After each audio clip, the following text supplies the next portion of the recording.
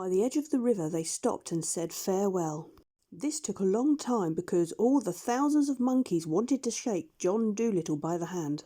Afterwards, when the doctor and his pets were going on alone, Polynesia said, "We must tread softly and talk low as we go through the land of the Jollikinki. If the king should hear us, he will send his soldiers and catch us again, for I am sure he will still be very angry over the trick I played on him." "What I am wondering," said the doctor, "is where are we going to get another boat to go home in? Oh well, perhaps we'll find one lying about on the beach that nobody is using. Never lift your foot till you come to the stile." One day, while they were passing through a very thick part of the forest, Chi-Chi went ahead of them to look for coconuts. And while he was away, the doctor and the rest of the animals who did not know the jungle path so well got lost in the deep woods. They wandered around and around but could not find their way down to the seashore. Chi-Chi, when he could not see them anywhere, was terribly upset. He climbed high trees and looked out from the top branches to try and see the doctor's high hat. He waved and shouted, he called to all the animals by name, but it was no use. They seemed to have disappeared altogether. Indeed, they had lost their way very badly. They had strayed a long way off from the path, and the jungle was so thick with bushes and creepers and vines that sometimes they could hardly move at all, and the doctor had to take out his pocket knife and cut his way along. They stumbled into wet boggy places. They got tangled up in thick convolvulus runners. They scratched themselves on thorns, and twice they nearly lost the medicine bag under the bush. There seemed no end to their troubles, and nowhere could they come upon a path. At last, after blundering about like this for many days, getting their clothes torn and their faces covered with mud, they walked right into the king's back garden by mistake. The king's men came running up at once and caught them. But Polynesia flew into a tree in the garden without anybody seeing her and hid herself. The doctor and the rest were taken before the king. "Ha ha!" cried the king. "So you are caught again. This time you shall not escape. Take them all back to prison and put double locks on the door. This white man shall scrub my kitchen floor for the rest of his life." So the doctor and his pets were led back to prison and locked up, and the doctor was told that in the morning he must begin scrubbing the kitchen floor. They were all very unhappy.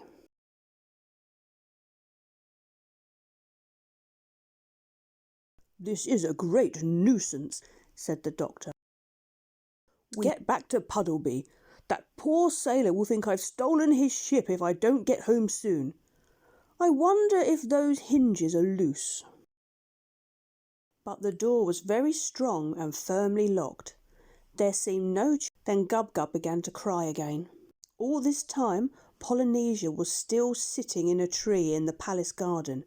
She was saying nothing and blinking her eyes. This was always a very bad sign with Polynesia.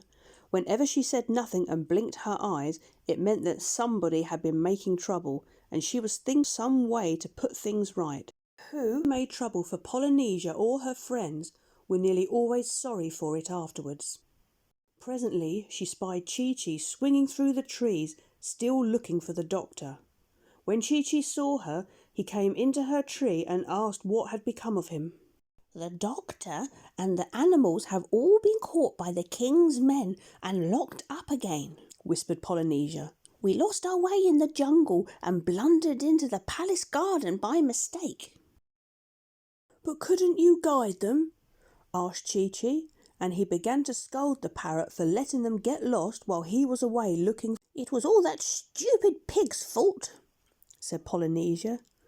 "He would keep running off the path hunting for ginger roots, and I was kept so busy catching him and bringing him back that I turned to the left instead of the right when we reached the swamp. Shh! Look! There's Prince Mumbo coming into the garden. He must not see us. Don't move, whatever you do." And there, sure enough, was Prince Mumbo, the king's son, opening the garden gate. He carried a book of fairy tales under his arm. He came strolling down the gravel walk, humming a sad song, till he reached the stone seat right under the tree where the parrot and the monkey were hiding. Then he lay down on the seat and began reading the fairy stories to himself. Chi-Chi and Polynesia watched him, keeping very quiet and still. After a while, the king's son laid the book down and sighed a heavy sigh. "If only I were a white prince," he said with a dreamy, faraway look. Then the parrot, talking in a small, high voice like a little girl, said aloud, "Bumpo, someone might turn thee into a white prince." The king's son started up off the seat and looked all around. "What is this I hear?" he cried. "Methought the sweet music of the fairy's silver voice rang from yonder bower. Strange." "Sweet prince," said Polynesia, keeping very still so Bumpo couldn't see her. "Thou sayest winged words of truth, for it is I, Tripsikinka, the queen of the fairies, that speak to thee. I am hiding in a rose bush." "Oh, tell me, fairy queen," said Bumpo, clasping his hands in joy. "Who is it can turn me white?" "In thy father's prison," said the parrot, "there lies a famous wizard, John Dolittle by name. Many things he knows of medicine and magic, and mighty deeds he has performed. Yet thy kingly father leaves him languishing long and lingering hours. Go to him, brave Bumpo, secretly when the sun has set, and behold, thou shalt be made the whitest prince that ever won a fair lady. I have said enough. I must go back to fairyland. Farewell." "Farewell," said the prince, "and 1,000 thanks, good Tripsikinka." And he sat down on the seat again with a smile on his face, waiting for the sun to set.